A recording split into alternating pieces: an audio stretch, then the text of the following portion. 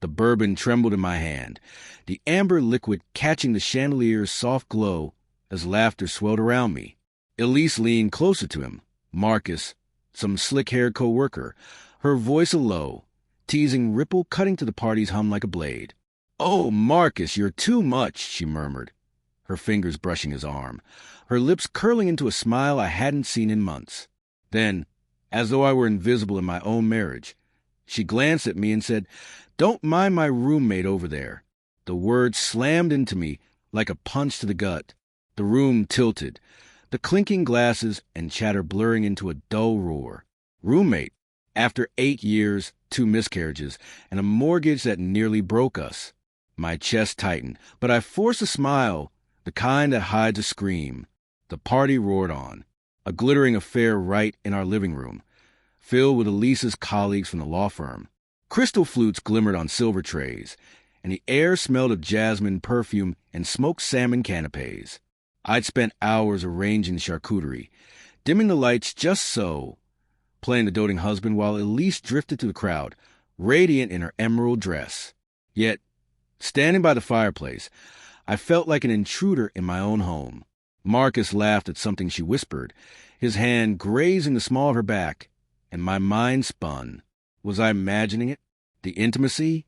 The way her eyes lingered on him, bright and unguarded, while mine earned only a casual jab. I sipped the bourbon, the burn grounding me as I scanned the room for answers I wasn't sure I wanted. Elise had been distant for weeks, months, maybe late nights at the office.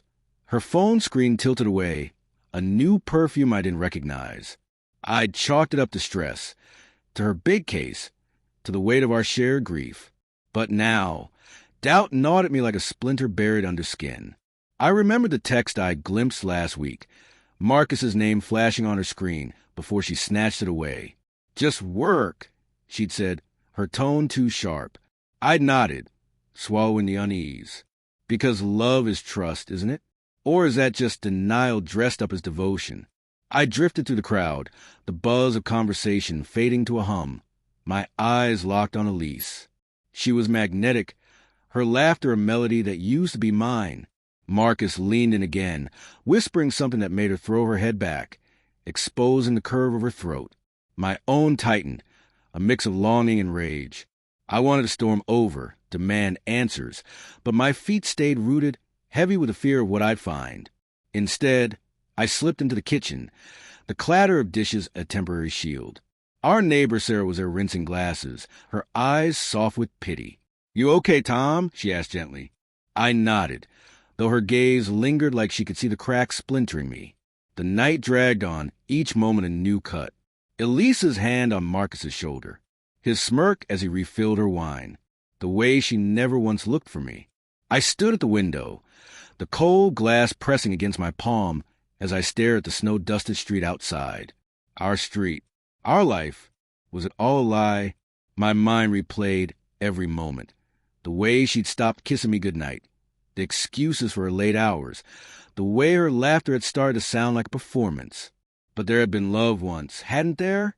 The memory of her sobbing in my arms after the second miscarriage, whispering, "We'll get through this, Tom." Was that gone now? I couldn't take it anymore. I went upstairs, the party noise muffled by creaking floorboards. Her phone lay on the dresser, dark but beckoning. My hands trembled as I picked it up. Her password was still our anniversary, 0608. The familiarity stung. I opened her messages.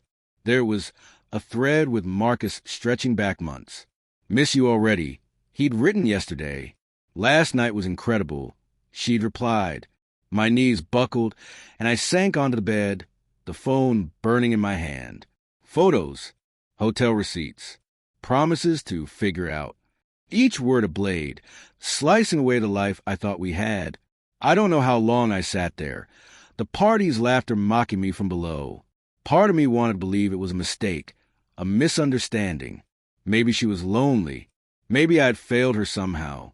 But the truth was heavier, undeniable. She'd chosen this, chosen him.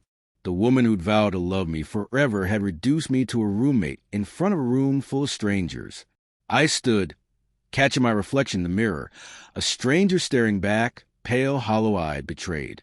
I could confront her now, make a scene, watch her squirm under her lies.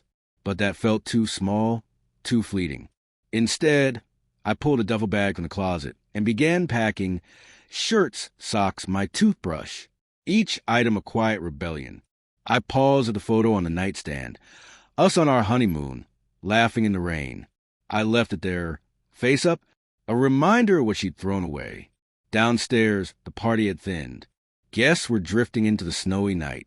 Elise stood by the door, saying goodbyes. Marcus was nowhere in sight. She didn't notice me until I was halfway out, the bag slung over my shoulder. "Tom," she called, her voice tinged with confusion, maybe fear. I turned, meeting her eyes for the first time all night. They were wide, searching, but guilt flickered there, a shadow she couldn't hide.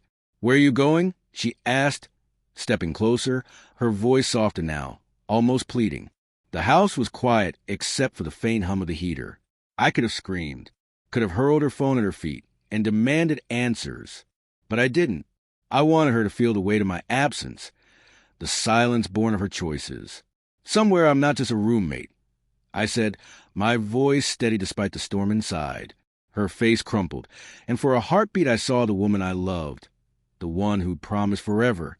But then I remembered the texts, the lies, the laughter that wasn't mine.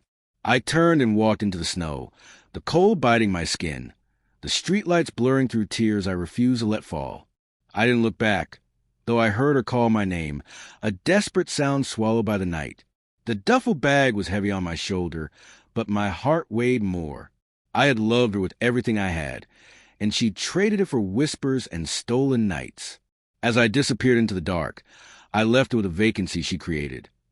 A house full of echoes, a bed half empty, and a truth she couldn't outrun.